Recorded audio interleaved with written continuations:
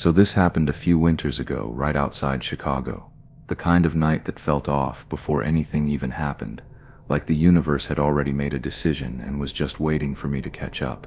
Sean and I were headed to this low-key house thing, nothing serious, just some drinks, friends, background music, but the weather had taken a turn.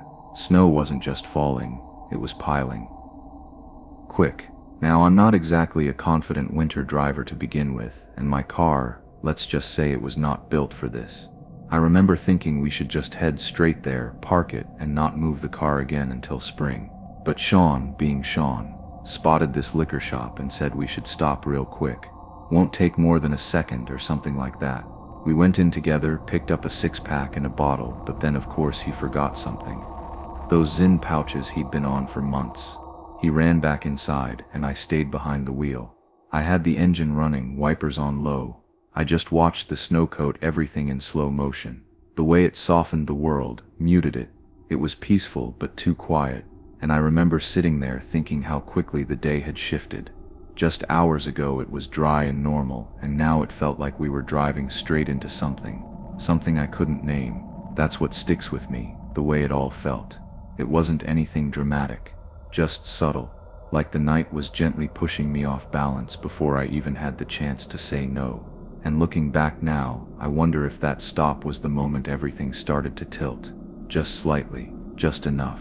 Greystone Drive was the kind of place I could have driven blindfolded. I'd taken that road 100 times before, flat, predictable, lined with quiet houses and trimmed hedges you only noticed in the spring. But that night, everything about it was like the snow had stripped away the familiarity. The streetlights gave off this dull orange glow, barely cutting through the thick white air. Most of the houses were buried in darkness, barely visible behind the flurries. I remember thinking how quiet it had gotten, not just the usual winter quiet. This was different, like something was waiting. Then we saw it, right there in the middle of the road. No headlights, no sound, just an SUV sitting sideways with its hazards blinking in that slow, rhythmic way that made the snow around it flicker.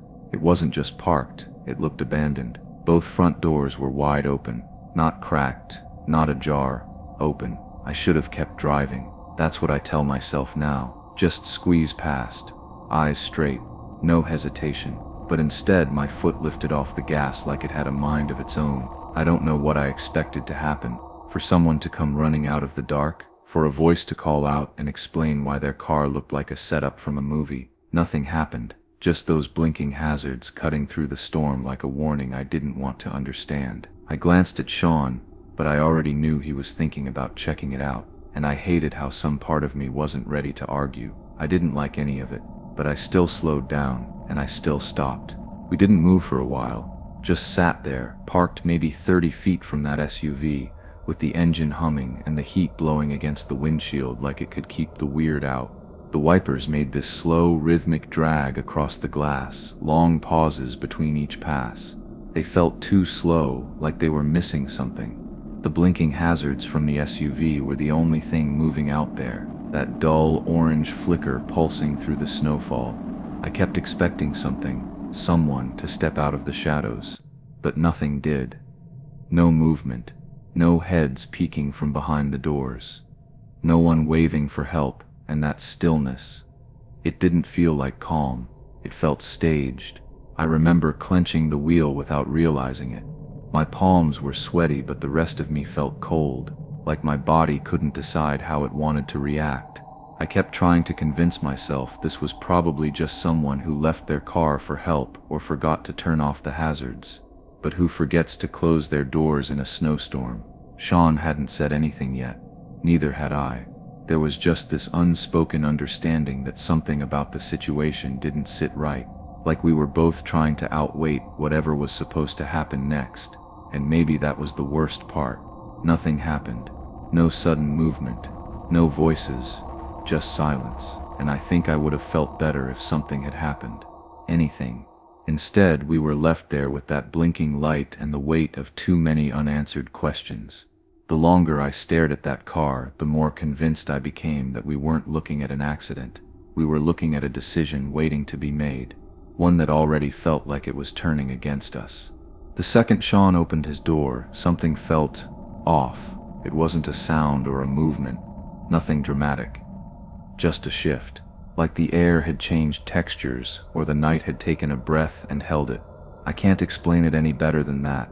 I watched him step out into the snow, moving cautiously toward the SUV like it was some abandoned animal. I didn't say anything. I should have. I don't know what I was waiting for. Proof? Permission to trust my instincts. Then I glanced up at the rearview mirror, and I saw someone, just standing there, across the street, near a wooden fence partially buried in snow. I couldn't make out details, just the shape, upright too still. Not walking, not crouching, just there. Watching us? Maybe. I don't know. It didn't look like they were trying to be seen, but they weren't hiding either. I blinked. Looked again. Gone. I turned all the way in my seat to check. Nothing. Just snow piling on old tree branches and the edge of that sagging fence. No footprints. No person. My mind immediately tried to rationalize it. Maybe it was a trick of the shadows, or maybe I'd caught my own reflection somehow, even though that makes no sense. But I know I saw it. I know I did. Or at least, I think I do. And that's the part that stuck with me. Not the blink and it's gone moment. Not even the fear. It's the fact that I can't tell if I saw something real, or if the atmosphere had gotten inside my head so deeply it started making its own shapes. Either way, I didn't say a word to Sean, because I didn't want to hear him say he didn't see anything. I kept my eyes on him the whole time. Sean was walking slow, cautiously, like he was approaching a wild animal, arms slightly out, body low. He leaned toward the driver's side, trying to peek in. I don't know what he was hoping to see, or what he thought he'd do if someone was slumped inside needing help. All I know is that my eyes weren't on him anymore. They were locked on the back seat. There was movement. I swear there was. It wasn't sudden or dramatic, just a twitch, like someone adjusting their weight in the shadows. Maybe the shifting of fabric. But in a vehicle that's supposed to be empty, any movement is too much. I told myself it could be the wind, or the weight of snow settling. Something mechanical, anything. But my gut wasn't buying it, and my gut was screaming. Before I even realized what I was doing, my palm hit the center of the steering wheel. Hard. The horn shattered the silence like a gunshot. Sean jumped back, startled, eyes wide as he turned toward me. He didn't even ask, just turned and ran. The moment his door clicked shut, I hit the gas. Tires spun for a second on the snow before we lurched forward, skidding around the SUV and out of that street like we were running from something. Maybe we were. He didn't say anything for a while, neither did I. The silence between us was thick, like both of us were trying to figure out what just happened, if anything even did. I still don't know if I saved him from something, or if I let paranoia take the wheel. But I do know this: I've never been more sure about something I can't prove. I thought maybe the night would smooth itself out once we got there. The party. That was supposed to be the normal part. Warm house, familiar voices, kitchen chatter, background music that no one really listens to. The kind of place where things feel safe again, where you pretend you weren't just speeding away from something that didn't make sense. And for a while, I played along. I held a drink, nodded when people talked, smiled when I had to. But inside, I was still in that car, still staring at the back seat, still watching the snow hit the windshield in that hypnotic way. My body was there, but my brain hadn't arrived yet. Then someone turned on the TV, just casually, trying to check the weather before heading out, and that's when everything shifted again. It wasn't the weather, it was a breaking report. A woman and her teenage son had been carjacked not even 2 hours earlier. Same setup, snow-covered neighborhood, a vehicle stalled in the middle of the road, doors open, hazard lights blinking like bait. They got out to help. That's what got them. 2 guys jumped from behind a snowbank, 1 more from the back of the car. Armed, fast, efficient. They didn't hurt them, just took everything. The car, the woman's phone, their original vehicle, all gone in seconds. I could feel my heartbeat in my teeth. I didn't say anything at first, just looked at Sean. He looked back, and that was enough. We knew it wasn't just similar. It was the same trap, the same layout. We just didn't take the bait. and that's the only reason we weren't on the news instead of watching it. People didn't really know how to react when we told the story. Some gave that wide-eyed no-way expression. Others laughed a little. Those weird, awkward chuckles people do when they're trying to shake off a chill. One guy called it a close call and said we were lucky, like it was a near miss and that's where the conversation could end.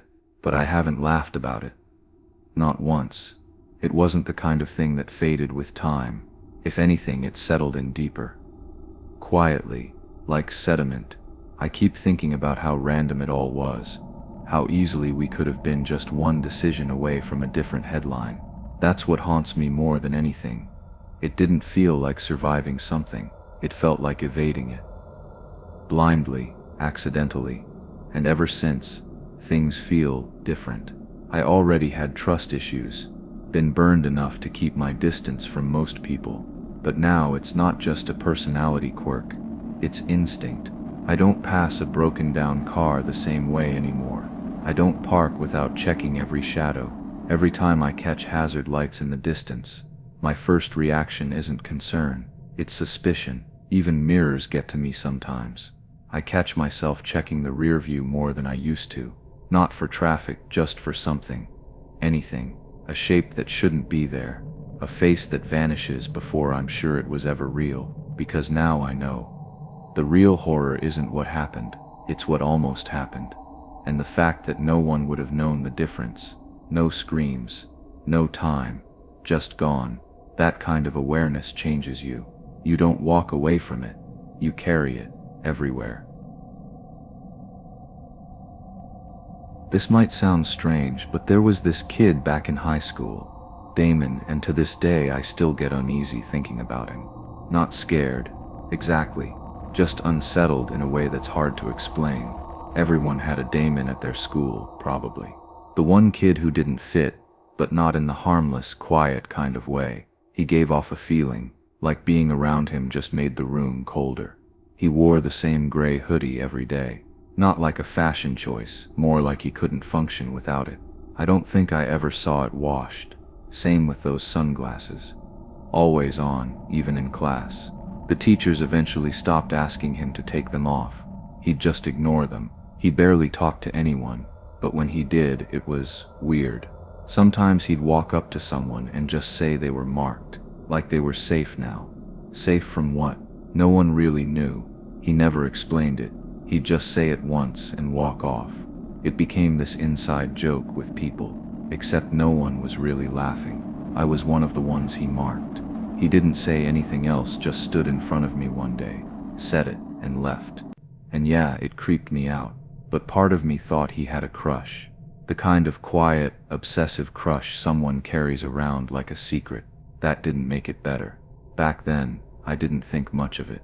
He was just the creepy kid with the hoodie. But now, years later, there's still this part of me that wonders, what exactly did being marked even mean? And why me? Why any of us? Because once Damon chose you, it wasn't really something you could opt out of.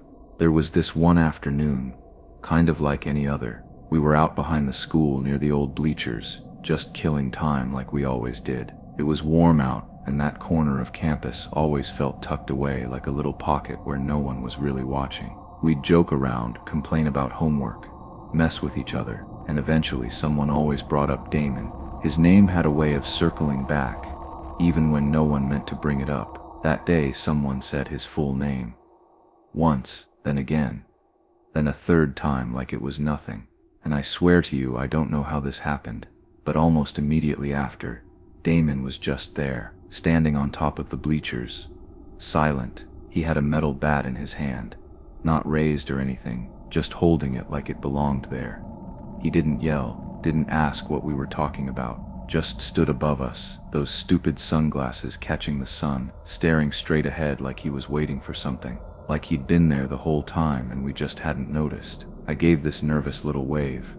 I don't know why, some kind of reflex, maybe. He didn't wave back, just nodded, barely, like an acknowledgement. And then he stepped down and walked off without saying a word. Everyone else laughed, even though it was that weird, shaky kind of laughter that's more about trying to diffuse something. But me? I felt sick. It wasn't just that he showed up. It was how. I laid in bed that night, wide awake, wondering how long he'd been listening. Or worse, if he was always that close, just waiting for someone to say his name. It was a random weeknight. I was over at Ella's house. Her place always felt kind of like a safe zone. Bright, loud, full of people coming and going. The kind of home where nothing weird ever happened. We were in her room doing absolutely nothing important. Just scrolling, half talking. Damon's name came up like it always did. Half as a joke, half out of habit. Someone always had a story about him. Something odd he did in class, or the time he showed up to school with a lock of someone else's hair taped inside his notebook. It didn't feel serious. It never really did. Until it did. I don't remember how many times we said his name. Enough, probably. It was careless. Casual, like none of it had weight. Then the front door opened, loud enough for us both to freeze mid-sentence. Ella thought maybe it was her brother or someone dropping by. People came and went all the time. But when we looked downstairs, it wasn't her brother. It was Damon, just standing there, inside, talking to her mom. Calm, normal, like he was supposed to be there. Her mom didn't seem bothered. If anything, she looked like she was trying not to make it awkward. She asked him a few things I didn't catch, and he eventually left on his own, but I couldn't shake it. He didn't knock. No one let him in. He was just there. After that, I started noticing the pattern. His name would come up, and something would happen. Small things at first. A glimpse, a shadow, a door that wouldn't latch. It stopped feeling like a coincidence, and started feeling like a rule. Not a game, not a myth. A rule we'd already broken too many times. It was a warm night. The kind where you don't really need a reason to sit outside and do nothing. We were at Devin's place, hanging out in his backyard. Just a handful of us, spread out in plastic chairs under those dim string lights he never bothered to replace fully. It was comfortable, easy, at least for a little while. Then someone brought up Damon again. I don't remember who. Probably me, if I'm being honest. It just sort of slipped out. His name always had a way of surfacing, even when we didn't mean to go there. Devin didn't believe any of it. None of the stuff we told him. The weird timing, the appearances, the hoodie in the yard. He thought it was just some exaggerated high school myth, or worse, something we were making up to mess with him. He started mocking it, saying Damon's name out loud, 3 times. Saying it like it was nothing, and that's when everything just shifted. I noticed first, a figure standing behind the fence at the edge of the yard, too far to see clearly, but close enough to recognize that stance. Still, unmoving. The hoodie, the sunglasses, the way he tilted his head just slightly. No one spoke. We all just watched. I think we were waiting for something, some kind of confirmation that it wasn't him, that it was a neighbor, or a shadow, or anything that made sense. But it was him. I know it was. I blinked, looked away for a second, and when I looked back he was gone. Just gone. We didn't talk after that. We just sat there, too quiet, trying not to ask the question that was already stuck in all our heads. How long had he been standing there before we saw him? It was maybe a week after the thing at Devin's when Ella pulled me aside at school. She looked shaken in that quiet, hollow kind of way, not like something had just happened, but like something had already happened, and she was still trying to process it. She told me her back door was wide open when she got home the night before. Not just unlocked, open, swinging a little in the breeze. At first, she thought maybe her mom had forgotten to close it, but her mom wasn't even home yet. That's when she started noticing other things. Her bed was made differently, like someone had tucked the corners in with too much care. Her closet door, which she never shut fully, was all the way open. And then there was the note, folded in half, tucked into the side pocket of her backpack. Not just slipped in, stuffed, crumpled a little like whoever left it had rushed. It was written on lined paper, torn at the edges. In uneven, shaky handwriting were the words, "You're safe." She showed it to me without saying much, like she needed to hand the fear off to someone else for a second. And the worst part, she hadn't said Damon's name that week. Not once. Not in front of anyone. Which meant if it was him, and we both knew it probably was, then it didn't matter if we were talking about him anymore. He was just around, watching, choosing moments we didn't even realize were moments.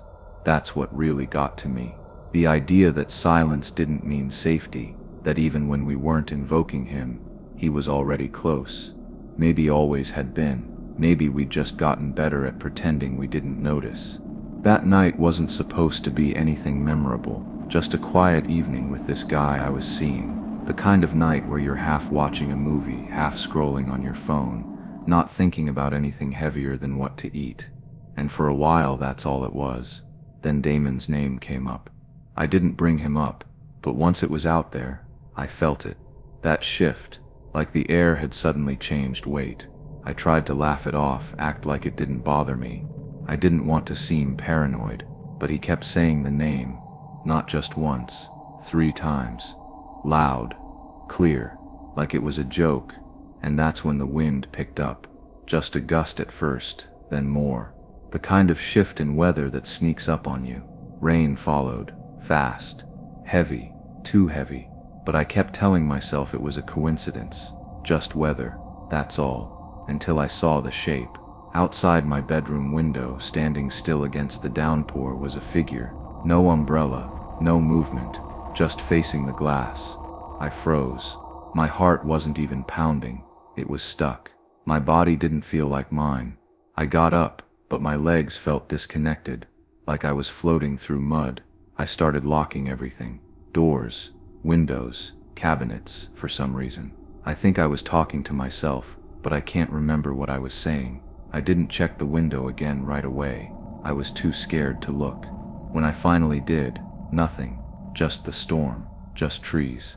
But I know what I saw, or I think I do. And honestly, that's what messes with me the most. Not whether it was real, but how easy it is to doubt your own fear when no one else sees it. The storm had calmed by morning, but everything outside still felt heavy. Wet air, drenched grass, that weird kind of silence that hangs around after something violent passes through. I didn't want to go out there. I really didn't, but part of me needed to look, needed proof that I hadn't just imagined all of it, that it wasn't just some stress dream I couldn't wake up from. That's when I saw it. His hoodie, soggy, crumpled near the side fence, like someone had dropped it in a rush. The same gray, sun-faded one he wore every single day at school. The sleeves too long, the stitching loose around the cuffs. I knew it immediately. It looked out of place, like it didn't belong to this world anymore. Like it had dragged something with it. I didn't want to touch it, but I did. Curiosity always wins, even when it shouldn't. Wrapped up inside were a few things. Things of mine. A bracelet I'd assumed I lost. A hair clip. A movie stub I never told anyone I kept. Stuff so random, so specific, I still don't know how he got them, or how long he'd had them. I kept looking over my shoulder, half expecting him to be there. But he wasn't, and he hasn't been since. He stopped showing up, stopped being seen. No calls, no posts, no whispers in the hallway, just gone. Some people say he moved. Some say he dropped out. Others act like he never existed at all, like he was just some weird phase we all misremembered. But I don't forget. I can't. Because the question isn't what happened to him. It's whether he's still out there, watching, waiting, just close enough not to be seen. You ever smell something and it just yanks you back in time? For me, it's salt water. Not in a relaxing vacation sort of way, but in this weird, specific way that makes my stomach twist. Because when I smell it, I'm 7 again, standing barefoot on the cold floors of my grandparents' house in Maine. This place was huge, perched up on a cliff, the kind of property that looked like it belonged in a movie. My dad came from a big family, so when summer hit, it was like a migration. Everyone showed up. Cousins with names I'd forget the next year. Aunts who hugged too hard. Uncles who all kind of looked the same to me back then. But there was always one person who didn't blur in my memory. Uncle Ray. He was different. Calmer, smarter, maybe. Or maybe it's just that he talked to me like I mattered. The adults always called him the psychologist, like that explained something. I didn't really get what that meant at the time. All I knew was that he didn't laugh at me when I said weird things, or brush me off when I asked dumb questions. He paid attention, really paid attention, and I think that's why I ended up telling him more than I told anyone else. Not just that summer. Every summer, he made me feel like I was in on something, like I wasn't just a kid tagging along. I don't know, maybe that's why it took me so long to see the cracks. Because when someone makes you feel safe, really safe, your brain works overtime to protect that feeling, even when it shouldn't, even when something's off. Looking back now, I wonder what I missed, what I let slide just because it was him. It's weird how certain memories fade while others hang on like they've been burned into your brain. I've tried to forget those dreams, genuinely, pushed them down, distracted myself, told myself they were just normal kid nightmares. But they weren't. They were deeper than that. Like someone had gotten inside my head and started pulling out pieces I didn't even know were there. They didn't have monsters or shadows or any of the stuff you'd expect. That's what made them worse, I think. They felt real, too real. Sometimes it was something simple, like my parents dying and me just existing without them. Other times it was just being completely alone in that huge house. Doors open, lights off, silence in every room. That one dream. I still see it sometimes. Even now, I woke up in the dream thinking it was a normal morning, wandered down to the kitchen, and nobody was there. Not just gone, like they'd never existed. No breakfast, no voices, just that humming from the fridge and the sound of my own footsteps. I'd wake up sweaty, heart pounding like I'd been running. There were nights I didn't even want to fall asleep. I'd fight it, keep my eyes open until they hurt. But the dreams always came back. I didn't talk about them for a while, not to my parents, definitely not to my cousins. They would have either panicked or laughed, and I didn't want to be the weird kid that summer. But Ray always asked, every time he saw me, "How've you been sleeping?" Casual, like it was just small talk. But he'd look me dead in the eye when he said it, and for some reason that made me crack. So I told him, all of it, and he listened, like really listened, which now that I think about it makes everything that happened later even harder to sit with. I remember sitting across from him, Uncle Ray, in that overstuffed armchair in the sunroom. The light was pouring in through those massive windows, and everything felt so calm, too calm. Honestly, considering what I'd just told him, I'd laid it all out.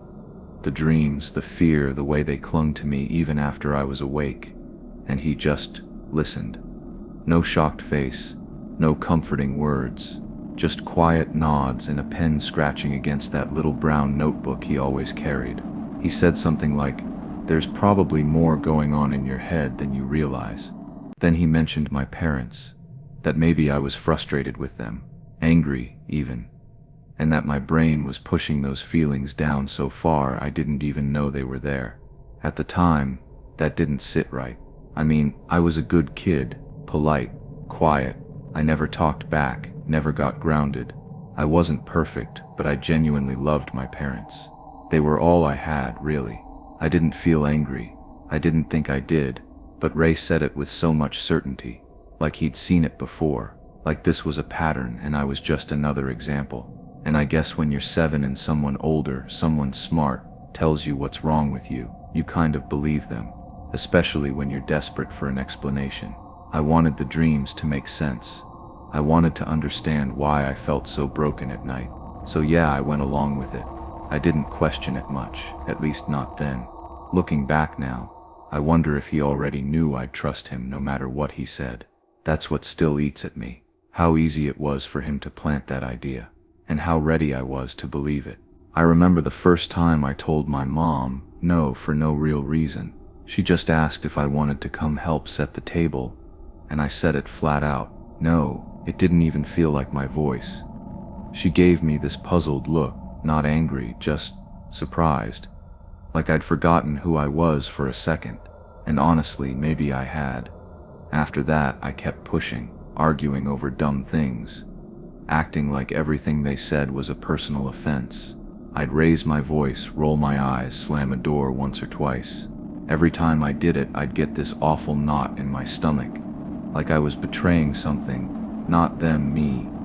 I knew I wasn't that kind of kid, I'd never been that kind of kid. And my parents, they didn't snap. They just kept giving me these sad, quiet looks, confused more than anything else, like they were watching me turn into someone else right in front of them, and they didn't know why. And the worst part? I didn't know either. I kept hearing Ray's voice in the back of my head. Let it surface.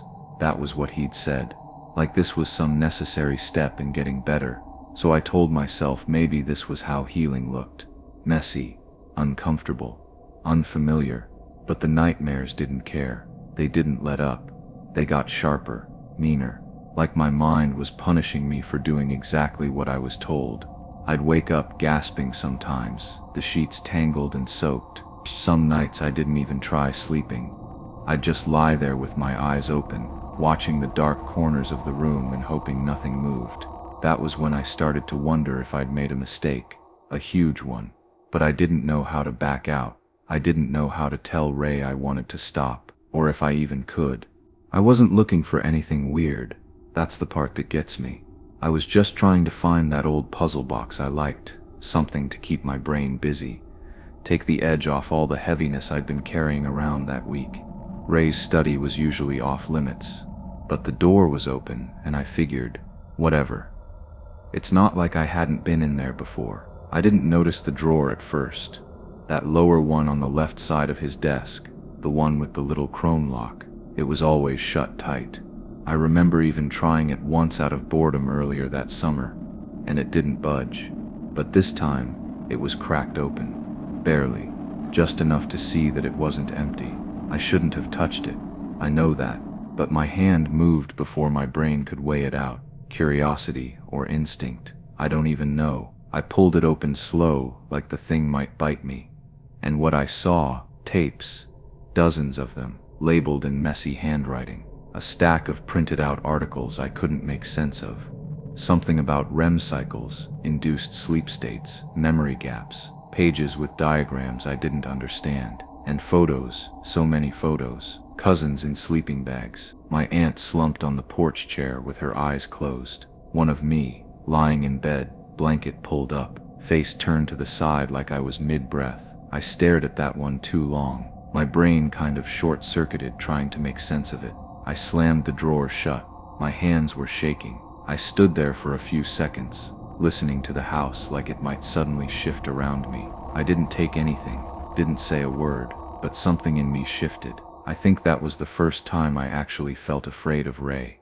Like, really afraid. That night felt off from the start. I didn't have a nightmare, which should have been a relief, but instead it left me uneasy. I just woke up.